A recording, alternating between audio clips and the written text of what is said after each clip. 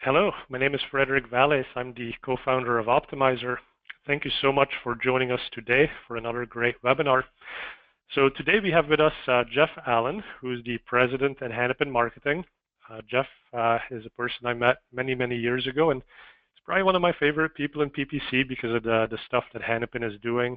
So they have a conference that's all PPC, which is really amazing for someone like myself. I go to a lot of conferences, and it's always nice to go to a conference where I don't have to talk to a bunch of SEO people all the time. Not that that's a horrible thing, but you know how it goes, right? So Jeff, welcome to the call today. Good to have you. Thank you. Thanks for having me. So today we're going to cover a topic we've covered a little bit as well last month, but it's about how to grow an agency. And so Jeff has actually been doing this for over 15 years, digital advertising, so he's a great person to talk about this. And he's also the person who leads one of the best agencies out there, so Hanapin Marketing. So probably he's a competitor to many of you on the call today, but what's awesome here today is that Jeff is actually willing to share how he's taken Hanapin and grown it like 5 times since the day that he joined it. So before we get into it, I do have a question for the audience. I just wanted to know, first of all, are you with an agency, and also how big is your agency? So if you wouldn't mind answering that question. And then obviously myself, I'm with Optmyzr, so Optmyzr is not an agency. Optmyzr is a PPC management tool vendor. We've actually just come out with an amazing tool for agencies, which is a new dashboard that has alarms and notifications. So if you're managing a number of clients, it's a really good way to stay on top of what's happening with your clients. So Jeff, what about the size of your agency? Can you tell us a bit about that? Yeah, so we are at 64, I think, full-time people, and 72 if you add in some interns and some part-time folks. Nice, so good size agency there. So most of the people on the call today, Jeff, I don't know if you can see the results of the poll, but everybody else should be able to see it. So about 16% are just myself. About half are between 2 and 5 people. About a quarter are between 6 and 20 people. And then 11% are more than 20 people. And good news, 0% of people on the call today are not agencies. So that is exactly what we were expecting, but we wanted to have that option in there anyway. So with that, we know who the audience is. I've given you a little bit of an introduction to Jeff, but Jeff, why don't you take it away? Tell us a bit more about yourselves. And by all means, everyone on the call today, ask questions through the chat box. I'll be compiling them. And then towards the end of the call, we'll make sure all of your questions get answered. So Jeff, the floor is yours. Great. I appreciate it, Fred, and for all the nice words. And we love Optmyzr as well around here. We use a lot of tools, and it's certainly one of our team's favorite and our go-tos. So I'll give you some kind words back to you. Thank you. Yeah. So a little bit about Hanapin. I'm not going to talk a ton about us, but just so there's perspective on kind of what we've gone through and how we've come up with some of the learnings I'm going to talk about. We're a PPC only agency. Now I use PPC in a really broad term. A lot of folks use it just to mean paid search, and I really mean any kind of real biddable media when you're paying on a pay-per-click model, and even some CPM. So we do a good amount of Facebook, a good amount of programmatic, but really the core, really 60–70% of our spend is in paid search.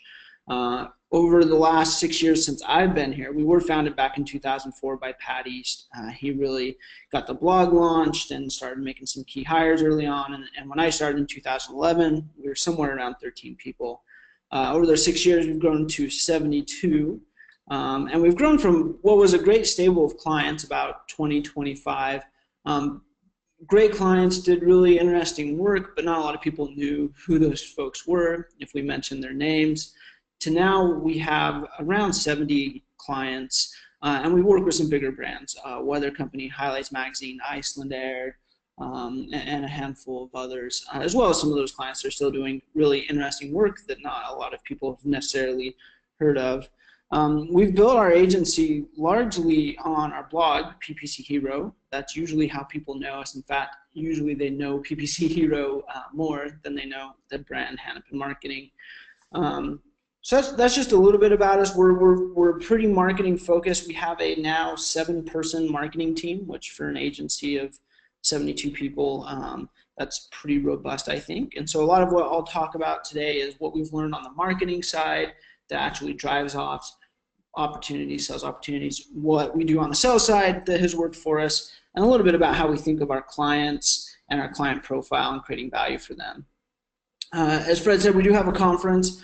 We do it once in the US every year, and we tend to move it around, although in April of next year we'll be back in Austin, Texas for the third time, as well as we have done it in London the last couple of years and returning back in October. And I mention this because we have an agency growth workshop actually on day 3. It's an optional part of the conference where we spend, I think, 3 to 4 hours just talking about how to grow agencies. And we'll touch on some of the components of that workshop in this presentation or in this webinar. But the thing that's really different about the workshop is it's almost entirely question answer. It's usually a really small group, 10 to 15 different agency executives in there. And we'll certainly talk about key concepts, but then it's turned over to the other folks to ask questions about what we've learned and how we would maybe handle some of the situations they're going through, and so much more interactive. But we will get kind of a taste of what it's like in here. And one of the most common questions we get is, why do we do this? Why do we have an agency growth workshop? Or why do we share so much about what we do through PPC Hero? And it's really because we believe at the end of the day, a rising tide lifts all boats, or a rising tide lifts all ships, as I say. And that means that the more we can kind of, as a community of agencies, come together and improve the product we're delivering out into the world, we help the reputation of other agencies, and we help the reputation of pay-per-click in general. And I've seen this evolve over the 15 years I've been in the industry, from this really kind of niche channel that a lot of the C-suite didn't even get involved in, sometimes had a negative reputation in terms of the types of products that were promoted through it, to now a mainstay marketing channel for a lot of really big Fortune 500 organizations. And that means we all spend less time trying to sell the value of PPC and why you should be doing it in the first place, and we can spend more time talking about how we can increase the value from it through our smart strategies, optimizations, tools, whatever it may be. And that's just really important, because we've seen a big shift in that, in executives being educated and having much smarter conversations about PPC when we're talking to them. And like I said, less time trying just to convince them it's the right channel to be in. So that's why we do it. We think it does help us in the long run, and hopefully it helps the people we talk to as well. Another question that I kind of commonly get in these workshops is, what are the points in which an agency, it's common that an agency, or a lot of times any company, break, and why do they break? And these are the areas that I see. So when it's employee count, when it gets to 20 employees, 50 employees, and 150, and then certainly above that, there's other points as well. But there's points where communication breaks down significantly, and new structures are required in order to sustain performance, or certainly to remain on a similar growth trajectory. And at 20 employees, it's really about, there's usually no process, or very, very little process to anything up to that point. There's a lot of smart people in the room that are all figuring out how to deliver value for clients, how to find new clients and sign them to the business. But it's all pretty informal, and it's all about moving fast and breaking stuff. And after that point, you start hiring enough people that they no longer can just kind of try and pick the brain of the owner or the executive that's running things as much as they need to make sure they're on track or not on track. The client load becomes bigger, and so the kind of risk of failure is higher, and it's more impactful. You might lose 2 or 3 clients if you have one employee doing something rogue. So a lot of what's going to predictably break as you approach 20 and move past it is you just have to create systems where, even in the past, you may have said, no system's a great thing. It allows us to move quickly, and it allows us not to be bureaucratic and all these things, which is true. But if you don't find some way to address them, it's really going to hurt you. At 50 employees, and we experience this significantly, the interesting thing that happens is communication really breaks down. And what I think it is, and what I've observed happens, is what used to be passed through really informal communication channels, like everyone sitting really closely to each other, and when something really good happens on an account, everyone just sharing that news and it moving like wildfire throughout the company. There now has to be some deliberate communication process put in place to communicate to the team what was done, why it worked, and what the results were, and so on and so forth. And that happens at the account level, but also at the company level. What starts to happen around 50 employees is there's a lot more kind of sense making that happens, where you may, an employee may have very little portion of information. They may only know that everyone seems stressed out on the executive team and they're having a lot of closed door meetings, and they turn that into, we must have lost a big client, or we must be in financial trouble, or a key employee must be quitting, or maybe they're just, obviously the executive team is unhappy. And what may really be happening is the executive team has stepped back and is trying to do more planning for the next year. And at a 20-person company, everyone kind of knew that was happening because at lunch, they talked about it and said, yeah, I'm going to be in meetings for the next week and it's going to be really stressful, but the outcome's going to be good. And at 50 employees, those same conversations don't happen. So no one has visibility to be able to calm everyone else's mind, and everyone starts to kind of panic. And that happens in all kinds of little micro ways as you get to 50 employees. And you can really get stuck, and growth can stop because you lose key accounts because people are worried about things that are happening instead of worrying about their accounts. Or you just don't have the smarts anymore to apply to those accounts because that information is not getting shared in the same way. So, so those are kind of things that happen at 20 and 50 accounts. I won't go into all of it. Same thing at 25 to 60 clients. They're breakpoints, where at 25, you can kind of manage 25 accounts as an agency without a lot of structure and without a lot of performance reviews and things like that.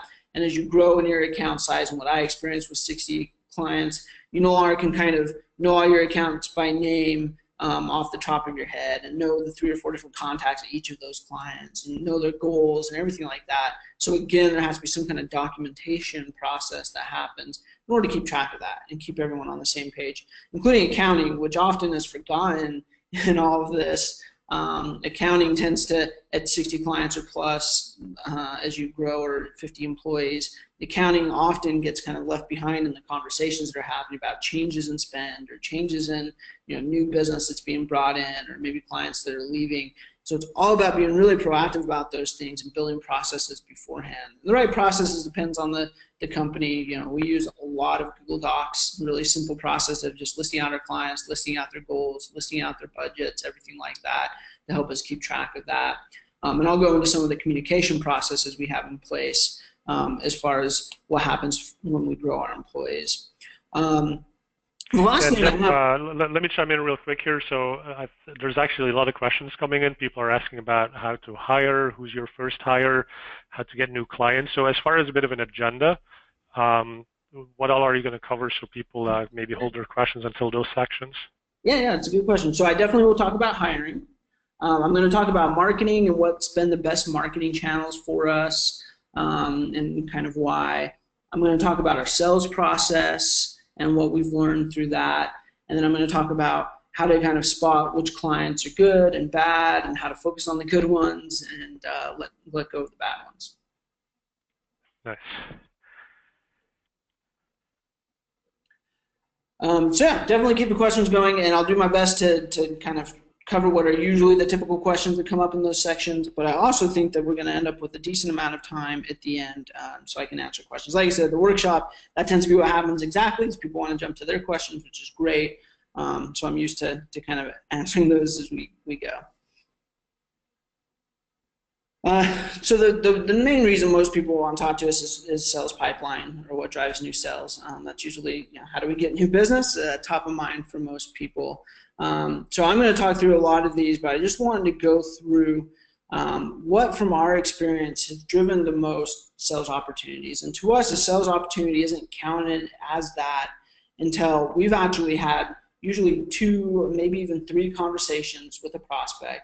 We've made sure that their budget and their goals make sense to us and fit within our target profile, and that they're actually going to make a decision within the next 30 days. And if they don't cross those off, then we don't count them as an opportunity yet. You know, we will eventually. Usually the most common ones, they're not ready to make a decision yet.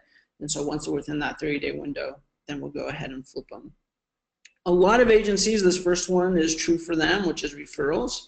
No matter what we've done in terms of marketing and how hard we've tried to drive ops from not referrals, referrals remains our #1 driver of new business for us, which is good news. It's clients usually referring us to other clients, or a main contact at a client moving on to another company and inviting us into that business.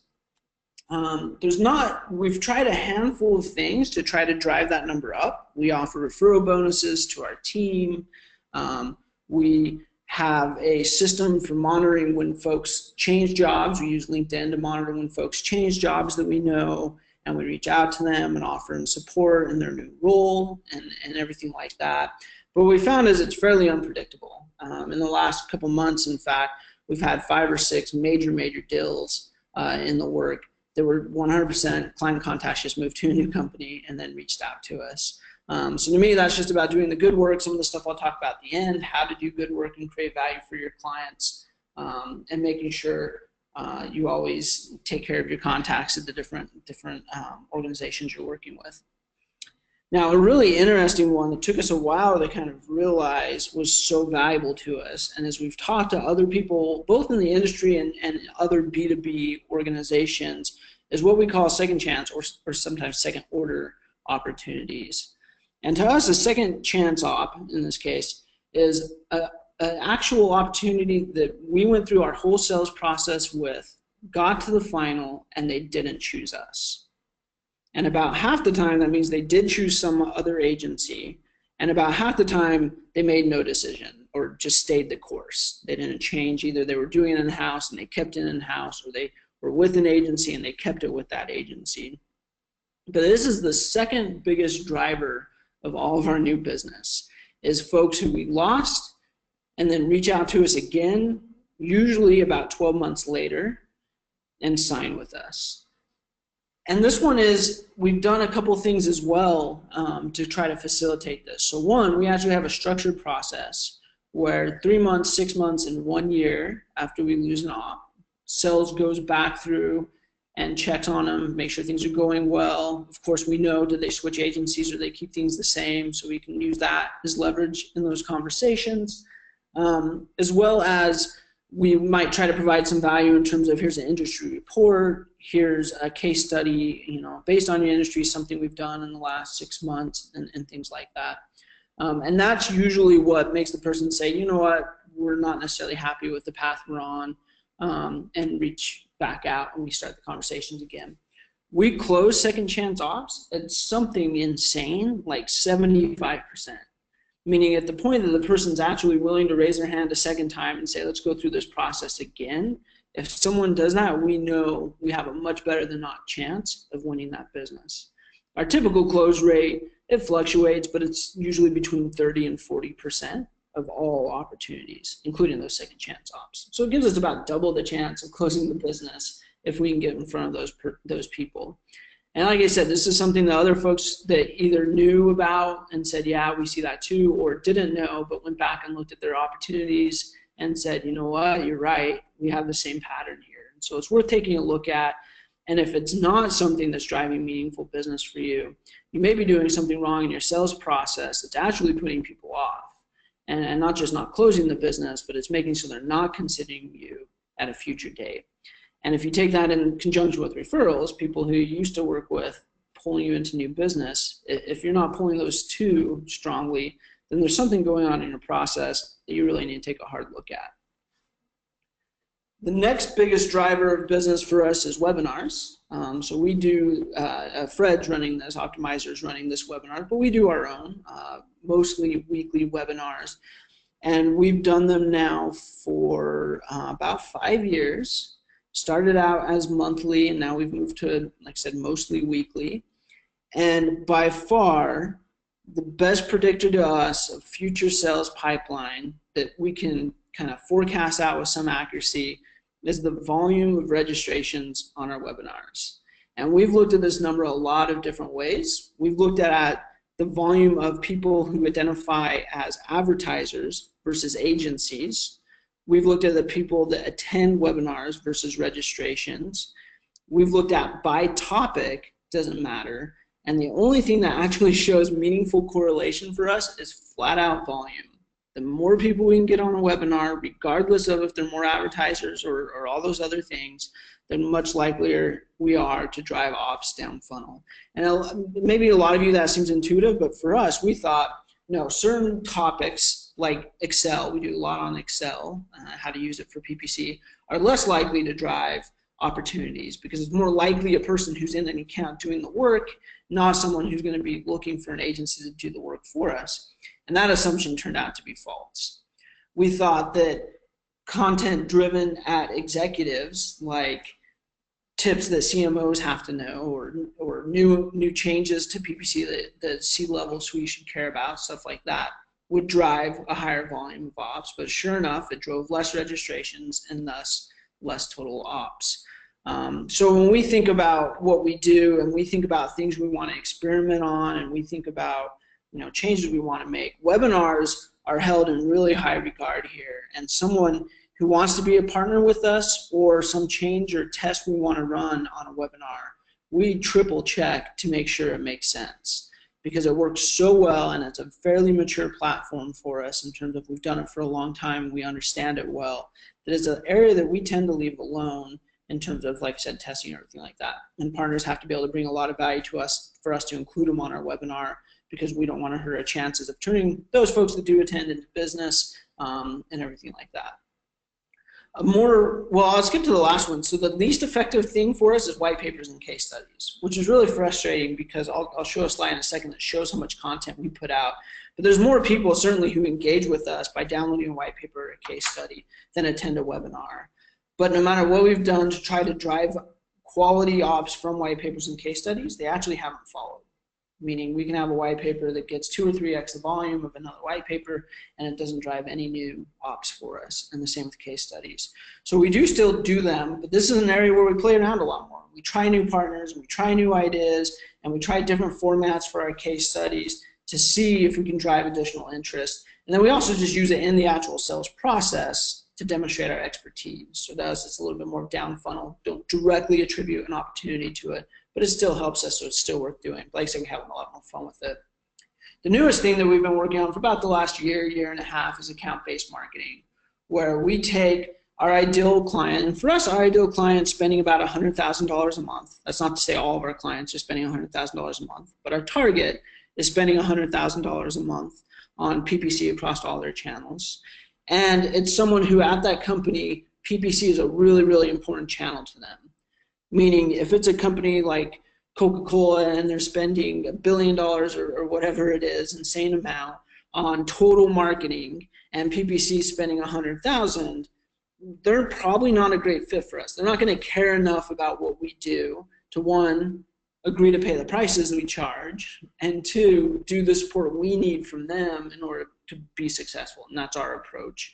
So we've identified the right accounts for us. We've used tools like SEMrush to identify spend, and we'll check that against SpyFu. It's not always super accurate, but we use this kind of directional guides. And then we'll pull contact information from sources like data.com and things like that. And we work a really long game on these folks. Our goal isn't to identify these accounts and close them in day one. Our ideal is to identify these accounts and create the type of content that we think they would want to engage with. And then through PPC, usually through LinkedIn, get that message in front of them and try to pull them in to our content, whether it's a webinar or white papers and case studies. And then slowly, if they do engage, delivering the right kind of content, the proof that we can deliver results in their industry and everything like that, so that when they do go to pick an agency, they actually will make, they'll invite us to the table. That's our whole goal, is just to get them to invite us to the table. And the reason why we have, and so it may take a year. It's actually been pretty successful, slow, but it takes about a year. And any given month, we have about 15 to 20 people on our list of target accounts who engage with us. And that total list is only about 60, 65 accounts. So almost a third of the people we've identified that we want to engage with us, we've been able to through advertising, pull them into our process, and then through our content, keep them engaged, which we've been really happy with. And we've actually brought some of these people into proposal.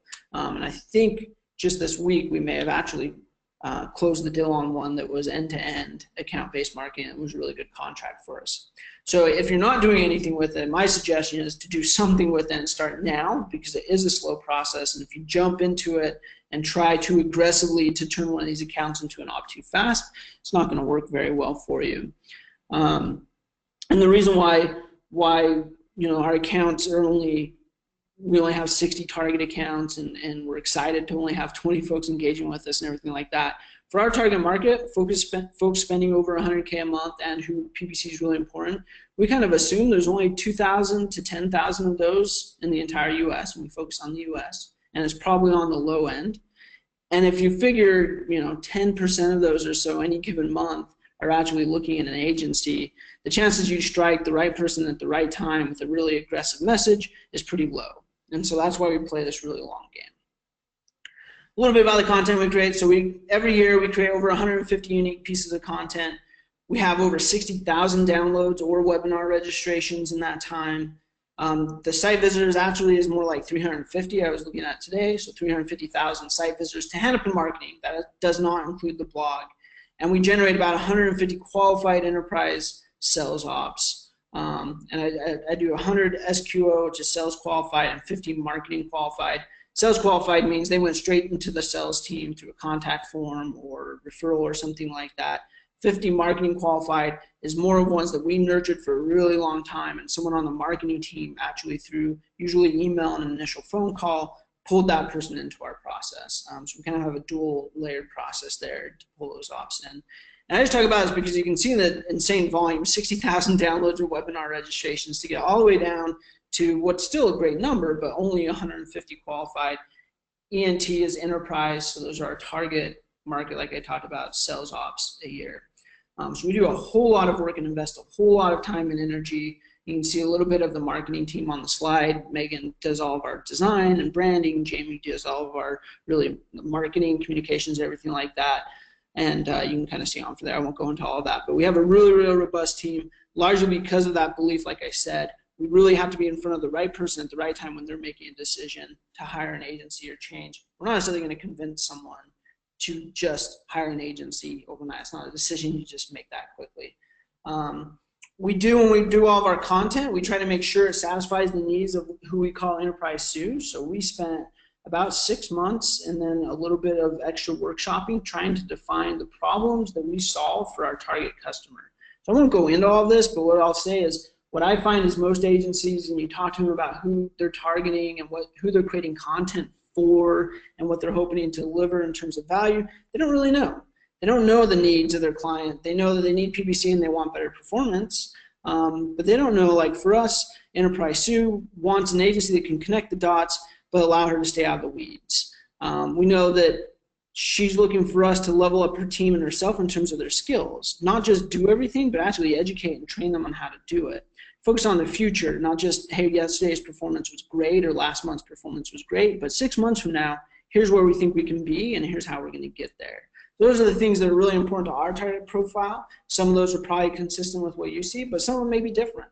We focus on a very specific market, like you say, folks already spending money and spending a lot, and has a team helping them out with it. So take time to figure out what content you should, or what your target's going to value, which then helps inform the actual content you're going to create. So once you've done that and you've done a bunch of marketing content, you actually have sales ops in the pipeline. The next thing you have to figure out is how do you actually close them? And I didn't go into, so we actually have 3 entirely different sales processes for clients that are spending below that $100,000 a month mark, for clients spending above it, and then for clients spending a whole lot, 7 figures a month kind of thing, and they're very, very different. And so I try to distill it down into the consistencies, because obviously I don't necessarily know who you all work with and where you kind of fit in that model. But here's the things, regardless of the size, that matter, and that we've found if we don't close the deal. The first is to define the prospect, the person you're talking to's problem. And it's important that you don't just define the person who you're talking to, the one contact's problem, but everyone at the organization that's going to be involved in the decision, which oftentimes is hard to get them to all talk to you, but you have to figure it out. And the reason I say define the prospect's problem instead of identify it or talk to them about it is most clients, most prospects don't actually know the root cause of their problem. And if you're expecting them to come to you and say, this is what I need, you're going to get someone who is probably unclear, and they're going to say, I need better performance, and they're going to treat your relationship more transactional. Then if you're able to actually listen to what they're experiencing and what their language they're using and translate that through pattern matching, identify other prospects you've talked to who've had similar issues, and figure out, well, what you're saying is really a totally different issue. Here's what's going on, and here's how we can help you with it. So it may be that the person saying, we need more volume, we need better lead volume. But after talking to him, you realize it's not lead volume, it's lead quality has dropped over time. The problem you're really trying to solve is qualified leads. But there's other prospects that have no issue with qualified leads, and if you talk only about qualified leads, they're saying you're talking about a problem I don't have. So you really have to uncover what that is through conversation, a lot of questions, a lot of direct questions. And then you have to tell them back what it is the problem. Then you got to describe how you think it should be solved. This is a very, very common misstep, is it goes straight, a sales pitch goes straight from here's the problem, and then here's why we're the best option to solve it. And they miss the point where it's like, here's our approach to solving that specific problem. Here's how we think it should be solved. Whether it's an account restructure, whether it's expanding into new channels, or whether it's an increased budget or a decreased budget, but really getting pointed and saying very specifically in a soundbite, here's how we solve that problem. Here's how we think we should solve that problem. We think we should solve it through aggressive ad testing because click-through rate is diminished so much over time. Or we think we should solve it by aggressive bid changes, and that's going to impact your CPL significantly. But all of your competition is just crushing you right now, and so that's what it's going to take. And it's really taking a position and being okay being wrong in that position. A lot of times that's what happens. People get too scared to be wrong, and so they don't take any position, and the sales pitch is very plain, and it sounds exactly like all of your competitors. The next thing we do, and I think it's a little different, is we try to give the prospect that we're talking to some new insight into their customer that they don't already have. So we use a survey process, a tool called GFK MRI. It's a huge consumer survey. It's fairly expensive to actually subscribe to it, but we can look up, in the case of a big brand, we can actually look up that specific brand and find consumer sentiments about them.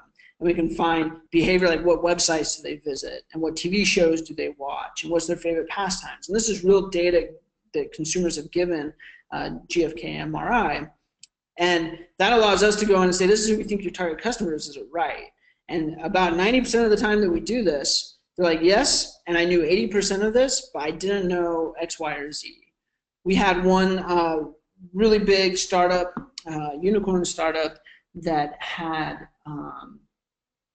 we did this for, and they're in the sharing economy. I'm not going to say who they are, but they're in the sharing economy. And a really, really interesting thing that came out for them is their audience was 3 times more likely, so indexed 3 times higher than the general population, to be a couple who is expecting their first child, which blew their mind and actually changed some of their positioning and some of the imagery they used on their site and everything like that. It was, they knew their audience was young, but that's about the extent they knew and some of the ages and demographic information we gave them. But they didn't realize they were kind of transitioning into being new parents, which was an interesting insight. Now, that may not inform the actual marketing direction that much, but what it shows them is we're actually going to take time to learn about you, your business, your customers, and this is kind of some of the insights you can get. And we just found this out without even really talking to you. The next step is then to detail why your best option. There's 14,000 digital agencies in the US alone. So I gotta assume that's over 6 figures across the US, probably or across the world, probably well into 6 figures. You've got to actually say in one sentence, here's why we're the best option to solve that problem. And then demonstrate you solved it 4 or 5 times before. Here's some other case studies, clients, cases where we've done this, something similar.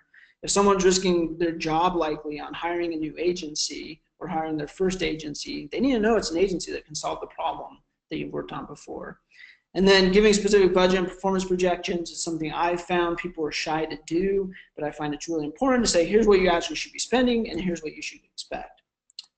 Once you've done all that, you need to figure out what to charge. Now, what I found is a lot of people actually try to figure out what to charge first and then go in and try to validate that price, we do our pricing on an individual basis. We look at every client, every prospect that we bring in, and we think through this what's called a value stick.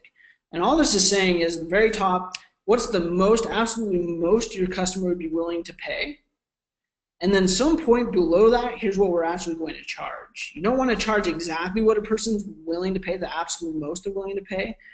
You always want some gap in there to actually have customer delight, where they feel like they're getting extra value from what they pay and they're not just getting the bare minimum. There's no point at which that's going to work out well for you. Below that, what you're actually willing to cost. Difference between your price and your cost is your margin. And then the very, very bottom is willingness to sell. And that's you as an agency, how much is the absolute basement you're willing to sell your product for, which would basically be your break even for your cost of your employees to do the work on the account. And again, you don't want your willingness to sell and your cost to be at the same point.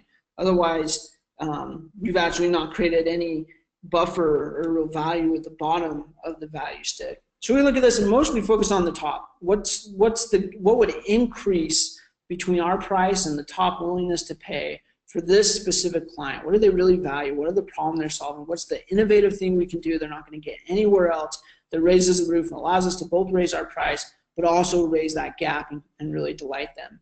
And there's no magic to this. There's no formula to this. This isn't an exact science. This is the going through the thought process to help understand your price after you've identified the problem and how you'll solve it and the innovative way you'll do it. I won't spend too much on this, but just a little bit on our sales structure. One of the things we did is we call our head of sales our vice president of revenue, and he actually oversees client retention and new business. And when we made that move, we reduced our client churn by 50%, which is a huge amount. And it was because partly he was in charge of bringing new revenue, but also making sure it stayed. So we made sure the new revenue coming in the door made sense for us in terms of long term.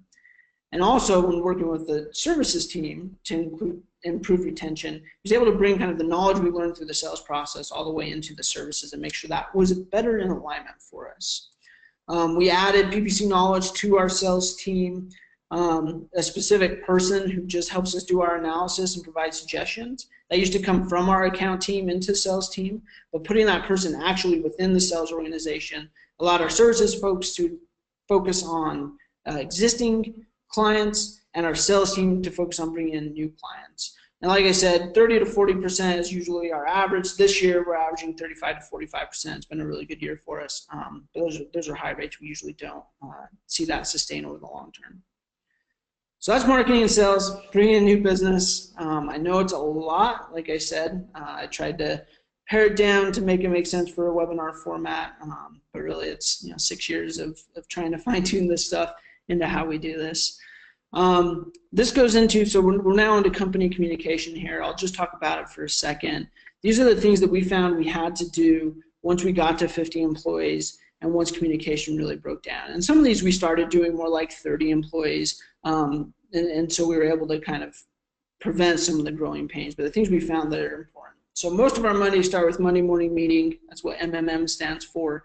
It's a half-hour meeting. Each department head gets up and just shares, here's what I'm excited about this week or in the last week, and here's a challenge I'm facing. It's kind of like an agile marketing stand-up, but with the whole company all at once. And the goal is, one, just to make sure everyone knows what's going on. Like I said, those informal conversations stop happening as you grow, so you have to force them.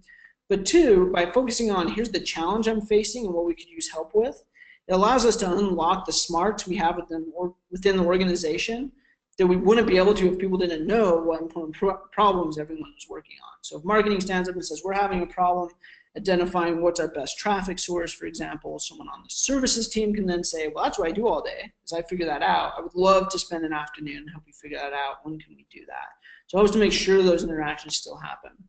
Once a quarter, we do a town hall. It's very, very similar to Monday morning meeting. The whole team gets together, but in it, it's longer. It's usually about an hour and a half. We do our company awards. We also release our financials. So we'll talk about here's what our revenue was, here's what our expenses were, here's what the major, if we had a great revenue quarter, here's what led to that, or a bad one, same with expenses.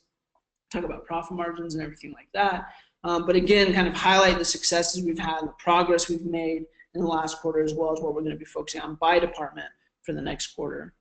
about once a month, I send out an email. It's actually more like every 3 weeks nowadays, with just stuff I'm excited about. And what I'm trying to do is share with the team the things that I'm focused on and that are going through my head that I want to make sure we replicate throughout the organization. Again, to make sure people are recognized for doing good work, which is really important, but harder to do as you grow. But also to say this is the behavior or the actions or activities that if everyone in this company was doing, we'd be doing really well. So I might highlight stuff like the sales pitch went well, but here's a specific reason why. We were able to diagnose the problem the client was facing that they didn't realize they were facing because we reached out to 3 former clients and they provided us a lot of context on the industry, and we were able to use that information in the pitch or something like that, right? I try to get as specific as possible on why, not just it was a great sales month, we closed a big deal or whatever. And then we use HipChat, which is just, for those who aren't familiar with it, it's just like Slack, it's just a live chat tool, because we have about 15 people, I think it's a little more now, of our team remote. So 45 or 50 of us are on site in Bloomington, Indiana, the lovely cornfields of Bloomington, Indiana, but about 15 of them are off site, and we find that HipChat or live chat is one of the ways we can stay in touch. So all the things we do, you can probably look at this and say none of this is too special or unique, and that's exactly right. What's important is that you structure it and you're super, super consistent with it, and you repeat yourself a lot. A lot of what happens in Monday morning meeting is also repeated in town hall, so that people continue to hear the good stuff and the things people are working on and continue to help and provide more context and skills to other people. One of the questions we often get is how do we identify, so this goes to the question of, when do you need to hire your first person, or who is it, or whatnot. This is how we identify how many people we need on our team. The formula works really well, although the numbers for you may change a little bit. But what works well for us is trying to be 25% ahead of need, current need, whatever that looks like. And the way we calculate our current need is we just take our monthly recurring revenue, just how much we have under contract, divide that by 15,500. And that tells us today how many people we would need to serve our current roster of accounts. And then we multiply that by 1.25 to make sure we're ahead of that need. The ahead of need is what makes sure that we can continue to sign new business. So whether you can afford to be 0.25 or 25% over need kind of depends on your model and price of your employees and everything like that. And whether the 15,500 per employee makes sense for you is based on your clients and your financial structure and everything like that. All we did is we took our budget that we did one year and we said we want X, we did the numbers, we were really happy with how it turned out, our profit margins looked great, and we said, okay, so take our total revenue right now in this budget, divide it by how many employees we're projected to hire, the total number. That's how much revenue we want per employee. So it wasn't super scientific, it wasn't like years of research or anything like that. It was, we got to a point that our budget made sense, we were happy with it, and we said if this continued forever, we'd be happy with it, and that's how we came up with that number. For our account managers, they usually have about 4 clients. If they're working on big accounts, they have 1, plus a big team under them working on them. But like I said, we do have some accounts that aren't spending that much. And the way we kind of do it is our newer account managers to the team work on the smaller accounts until they kind of get used to our systems. 2 other things we do with hiring is we have a quarterly staffing meeting where we talk about this formula, talk about how we're doing on pace to it, and make sure we're still in alignment with our budgets. And then we also, for every new hire, fill out a hire requisition form where whoever the hiring manager is fills in stuff like, this is how much experience I need, here's specific skills I need to add to the team, here's college degree or advanced degree or no degree, all those different things. We do this for every position so that at the point our recruiter, which is internal for us, goes out and starts hiring people, they're doing it off of kind of the hiring manager's preference, not just what they think they should be doing. And even if it's a 1-person agency, I would still recommend doing this because it's going to force you to think through what you're actually trying to hire for and who you're actually trying to hire, versus just saying, I'm busy, I need to hire someone who can do PPC to the team, interviewing 10 people and just hiring the best one. You really should be hiring for specific skills. This is our process for hiring. It's really, really complicated. Again, based on your structure and your culture, you may not need something that's this in depth, but for us, we put our folks through, let's say you're hiring for a brand new entry-level person, they fill out an application, they actually do an Excel assessment where they do weighted quality score and give us an analysis of it. These are folks who have never done this before, but we show them a video and say, you need to self-teach yourself how to do this be able to do it right and send it back to us, and be able to do all that within an hour. Because that tells us, can they learn on their own? Can they learn what's a pretty easy tool, a pretty easy process pretty quickly? If they pass that, they get a phone interview. If they pass that, we actually give them another test. It's a logical assessment, because a lot of PPC is, can you kind of logically think yourself through a problem? And if they pass that, then we bring them on site for a full day interview. So this is usually a 2-week process with a whole lot of steps and a whole lot of investment for our employees, potential employees. That's really important to us. We want our tenure to be high. We want our culture to be strong. We want our people to be really, really thorough once we hire them for our clients. And we want them to be extremely self-directed. We don't spend a lot of time managing our people, because we hire people who don't have to be managed, because they can run through this process and we can identify that throughout it. So I don't know if this makes sense for you or not. This is pretty in-depth, like I said, but this is what we do. We run our people through an 11-week training program if they come in without experience. Mondays we focus on philosophy. Tuesdays we focus on analysis. Wednesday they have to demonstrate to us they know what they're doing, usually through a live demonstration. Thursday they do a case study presentation. They actually get the details of the case study on Monday, present it to a team on Thursday. And then Friday, if it's something they can actually implement in an account, they get to implement it. So they can see the impact of their training real time and kind of have that rush of actually doing something that makes an impact, but also know the stakes are real. They can't just phone all of this in. So we go through PPC fundamentals, account structure, budget and projections, keywords, bid management, ad testing, paid social, CRO, display, Google Analytics. Those are our weekly sessions. And then what we know is at the end of this, they're going to forget a lot of the details, but what we hope they remember is the why, the philosophy and the analysis. Why what account structure makes sense when. Why what budgeting process makes sense when. Why paid social will make sense for a client versus when it won't. That's what we're really hoping sticks with them, because we can retrain them on the basics of how to do these things as long as they know what to do and when to do it. So that's what we focus on. One of the things I'm most proud of, we've grown headcount quite a bit, but one of the things I'm most proud of is actually our ability to improve retention. When I started, our retention was about 75%. Now it's over 90%. And we've done that through increasing the number of one-on-ones. Everyone here has a one-on-one with their supervisor at least every other week. Most of them do it every week. And almost all of those start the same way, where the supervisor just says, what's on your mind? And the employee can talk about anything they want. They can talk about something that's bothering them. They can talk about something they've done that's gone really well. They can talk about a problem account and actually walk through some strategy for it. Whatever that looks like to them, we really let the employee drive those so they have a voice and they can make like an impact on their own workplace. A bunch of other stuff here I won't go over, but in a lot of detail, but a lot of it just comes back to asking for feedback, getting feedback often in multiple ways, some anonymous, some not anonymous, to make sure you always have a finger on the pulse of what's happening, and then most importantly, that you actually do something with the feedback. You can't just collect it and then put it in a drawer and walk away. You actually have to be willing and committed to improve. If you're not willing and committed to implement things based on the feedback you're getting, it's actually better not to ask for any feedback, because that's at least less frustrating than say they're asking for my opinion all the time, but never actually do anything about it.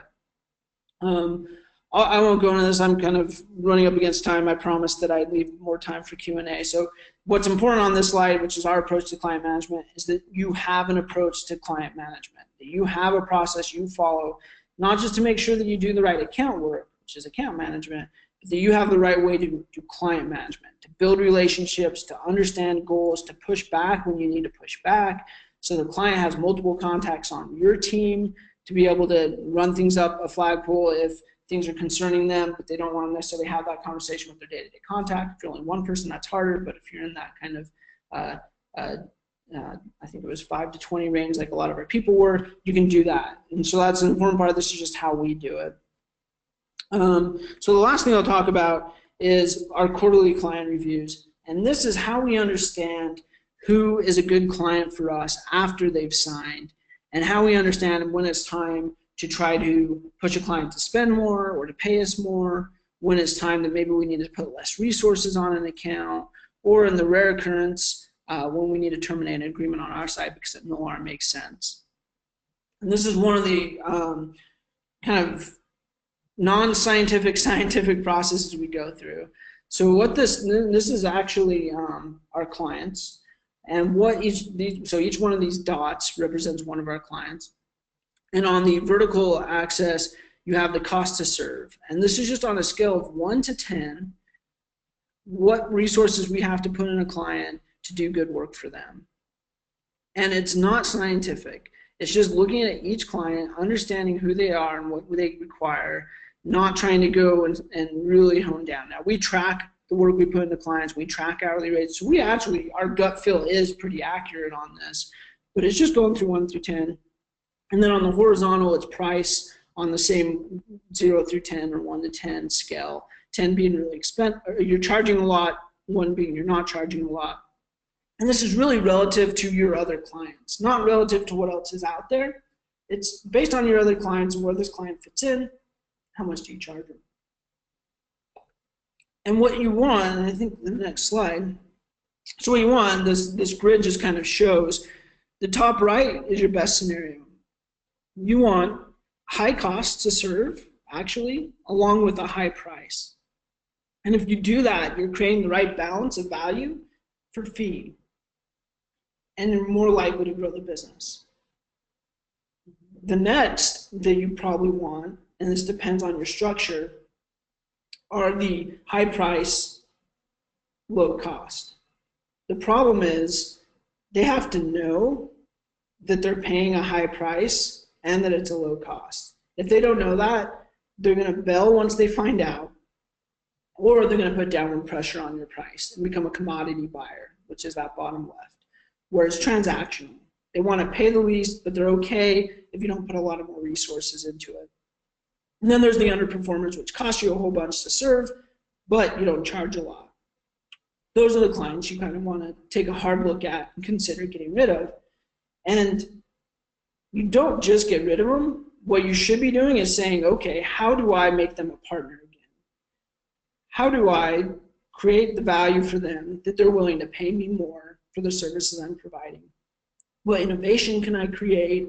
What performance level do they need to get? What does that look like? And this loyalty ladder is just how you do it. And all of this information actually came from a guy at Harvard called Ron Doss, who is really smart and basically just studies how to make clients happy. So I would look him up. He's worth looking up and reading any of his stuff on like the Harvard Business Review. This ladder, though, just shows, you know, at the bottom level, which would be the more of the commodity driven, it's just someone who wants to grow the relationship. They then become someone who becomes a referral. They endorse your product.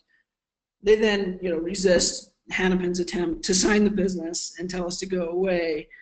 Then they realize they're paying a premium for your service, but they're okay doing it, and on and on and on.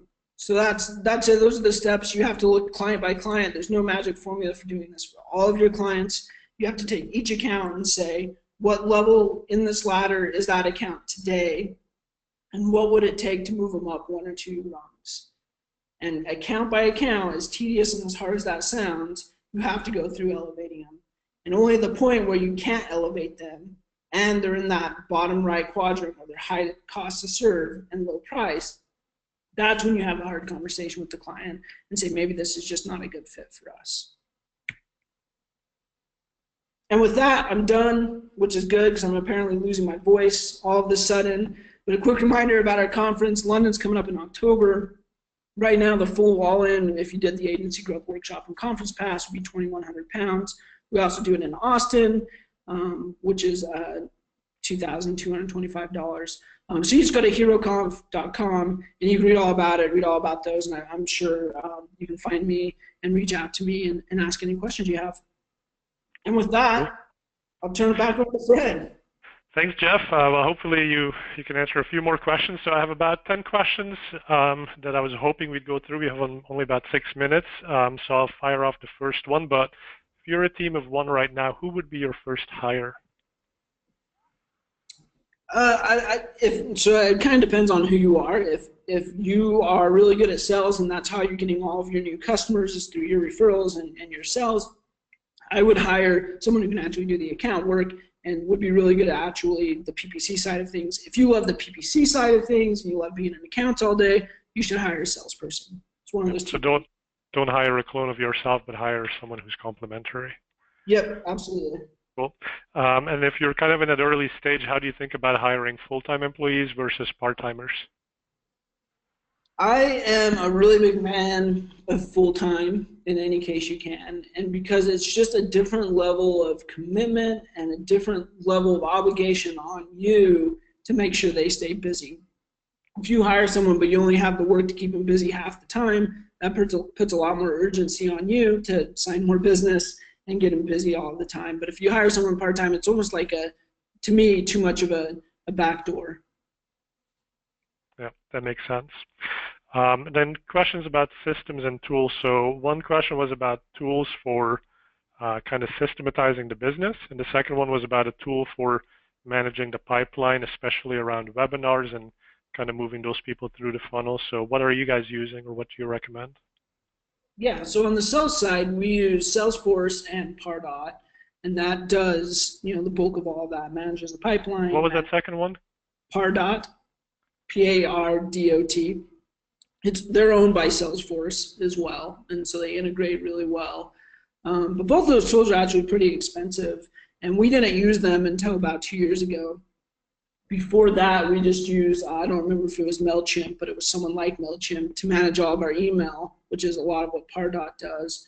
And we used, for the longest time, spreadsheets, believe it or not, to manage a lot of our sales prospecting. So I don't think you have to go, totally crazy into the tools. They're pretty expensive. I don't remember what they are, but they're fairly expensive. But what's important is you do have a process that everyone can see. Would you say the same for systems?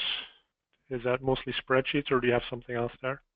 We use Basecamp for project management, and we both use that for internal project management, so our own Hanapin marketing projects and whatnot, as well as for all of our clients. We give them access to it, and that's where we upload all of our documents. We found that's really, really important, because if there's ever a question about what we did or why we did it, there's good documentation behind it, or at least there should be good documentation behind it. So either it becomes a coaching moment for our team about why they made the decision they made, or it becomes kind of a proof to a client that we knew what we were doing. Okay, good. Question about why PPC Hero is a separate website from Hanapin Marketing. What was the strategy behind that? Yeah, so I kind of know the story. So that was back in 2006 or 2007, before my time at Hanapin. My guess is, Pat had a couple beers and decided to register a domain and found PPC Hero available and bought it and said, let's turn this into a blog. I can't confirm the beer part, but I do know that it was kind of a whim. It was, we want to do a blog and let's do it. And at the time, there wasn't a lot of it was still pretty early in the game. And so we did it separately. What I do know is we've consciously decided not to combine it. And we've done that because, for one, brand recognition, but also a lot of the people who engage it with it are other agencies. And we don't want to alienate them by putting it on an agency website.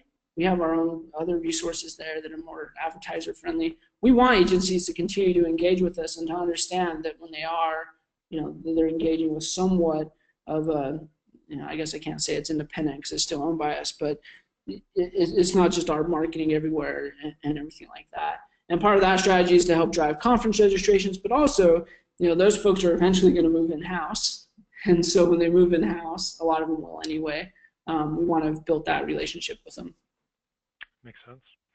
And so now we had some questions from people who are maybe newer as agencies or as consultants, and you mentioned 4 to 5 case studies is a good way to convince a client to sign. What do you do as far as leveraging maybe work you've done before there's an actual case study, and what are some tricks for real newbies? Yeah, so, and this still happens because the industry changes so fast. There are often problems we haven't solved before. So what we do is we want to describe, this is going to sound weird, but our process for how we would solve the problem. It's not actually how we've done it before, but so our process is a team approach. We pull in an account analyst who's really in the weeds, and we pull in an account manager who knows how to actually put a strategy together that makes sense. And we might pull in a conversion rate expert and pull that team together to solve a problem of lead quality or something like that, which of course we've solved before, but just as an example. So it's all about sharing your thought process for how you would actually solve the problem, even if you've never solved it. And that at least reassures them that you're not just, hoping that eventually you're going to be able to figure this out for them. But if they hire you, you're going to follow your process that ultimately has a really high likelihood of leading to success. And then you can talk about, for example, we had this other client and we didn't know how to solve this problem, but we went through this process and we solved it for them. So that becomes your case study of being able to solve problems you have never faced before. Cool. And we're at the top of the hour, so thanks to everyone who stayed all the way to here. We're going to do a lightning round with 3 more questions, and then we're going to wrap up. Everyone's going to get the video. We'll send it to you by early next week. But Jeff, lightning round, who's in charge of communicating with the clients and how often do you communicate with them? Do you guys do a percent of spend pricing structure? And do you guys also work on landing pages, or do you stay away from the website? Yep, so what we call account manager owns our client relationships. So it's a person kind of straddles strategy and dealing with the client, working with the clients, dealing with. They usually talk weekly at least, but then a lot of email communication and usually a quarterly business review. We do a lot of communication with our clients though. A lot of other agencies do monthly, but we find it's more important. Vast majority of our clients are on percent of spend, but about 10 to 15% of our revenue comes from projects, one-off things that we work through with clients. A lot of times that's big clients that have big in-house teams but have a specific project they don't have expertise on. But yes, most of it's percent of spend. And then last question was so landing pages and pricing structure. So landing pages, we do CRO. It's a separate fee. It's optional, and we do charge for it. We found when we didn't charge for it, and it was just kind of integrated into our services, it was really hard to get clients to do the work we needed them to do on their side. So we charge a pretty small fee, usually compared to our total cost, but it allows us to kind of make sure that they understand this is important, and they're going to have to put resources into it. Great. Okay, well, so the last questions coming in are basically saying awesome content. Thank you, Jeff, and I'll definitely second that. We had to go really fast, so if people want to know more, like Jeff said, HeroConf, that last day is all about this stuff, so you can sign up for that. I'm also usually a presenter at HeroConf, so I'd love it if you came and attended my sessions there. And we've taken your feedback on what you want to follow up on. So for those people who indicated, we'll send you an email specifically about what you asked about. Everyone will get a copy of the video. And with that, Jeff, thank you very much for a great session today. Thank you everyone for taking an hour out of your days to come and learn and hopefully make your businesses better. So we'll have another cool webinar next week. It'll be about Google Shopping and the mysteries of that, and we'll take a look at some of the ways that you can improve that.